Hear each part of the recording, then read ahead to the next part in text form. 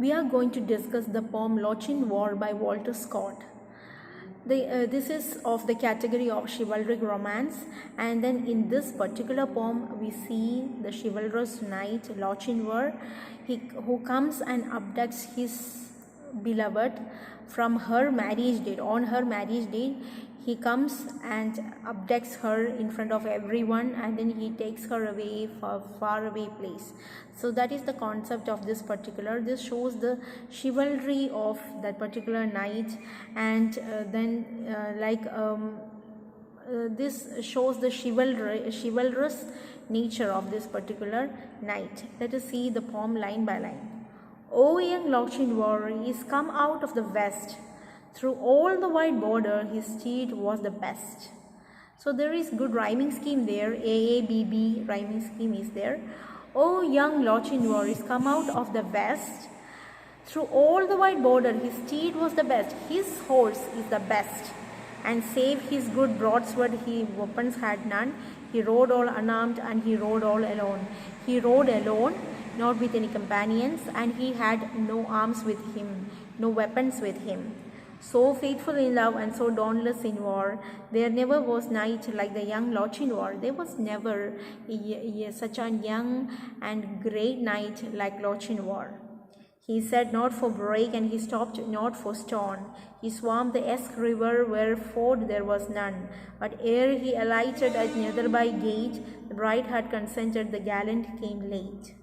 So he came there all alone. So what these first two lines of the second stanza describes how he came, how he tread, and how he came, and how he stopped at Netherby gate where his beloved is getting married. And that for a laggard in love and a dastard in war was to wed the fair Ellen of brave Lochin War. Lochin War was in love with Ellen, and then what happened is that she is getting married to a very person who seems to be very laggard in love, who is totally hopeless in war, who is not at all a good match for Ellen. So boldly he entered the Netherby hall among the bridesmen and kinsmen and brothers and all. Then spoke the bride's father, his hand on his sword. O come ye peace here, O come ye in war. O to the dance at the bridal young Lord Lochin War. So the bride's father was alarmed, and he almost took the sword out. And then he asked, why have you come here? What is the purpose of your coming? I long wooed your daughter, my suit you denied. Love swells like the soul wave, but ebbs like its tide. And now I am come with this lost love of mine to lead but one measure, drink one cup of wine.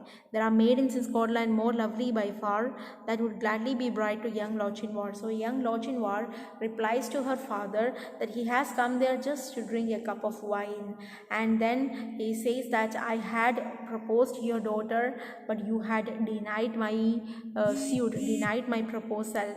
Now I have just come just to drink a cup of wine of this event, just like coming to show his presence.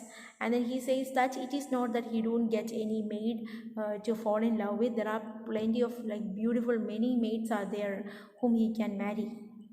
The bride kissed the goblet, the knight took it up. He quaffed of the wine, and he threw down the cup. Okay, so the bride, she kissed a particular goblet. Goblet is where the wine is served.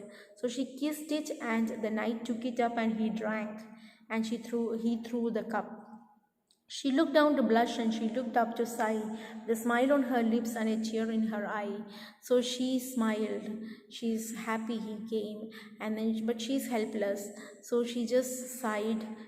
She looked down to blush, and then she looked up to like a sigh, and then she smiled, but at the same time she had tears in her eyes.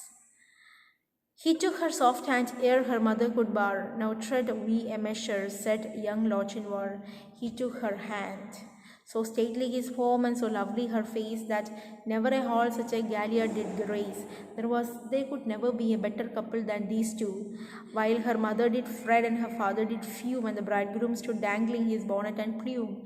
So her mother is completely frustrated, and her father is like all on fume. And then what he did is that, and the bright maidens whispered it were better by far to have matched out fair cousin with young Lochinvar. And the bridesmaids usually used to be the cousins, and they said it would have been better if our cousin is married to this young Lochinvar. He is the better match. One touch to her hands and one word in her ear. When they reached the hall door, the charger stood near. So he just touched her hand, he just whispered something on her ear, and when they reached the entrance of the hall, when they reached the hall door, the charger, his horse, was ready. So light to robe the fair lady he swung, so light to swaddle before her he sprung. So she is one, we are gone over bank, bush and score. They have fleet steeds that follow, quoth young Lochinvar. So suddenly he grabs her and keeps her on the steed, and then he rides away. And then all of them, their relatives and all, are coming back, chasing them. They were mounting among Greims of Netherby clan, Fosters, Fenwicks and Musgraves. They rode and they ran.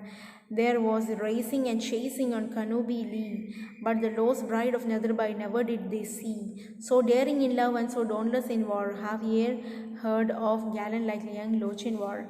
So they like, which all are the praises that they have covered is being said, and after some time the bride's family members were no more seen, and they went, and then they happily lived ever after, a kind of a story it is.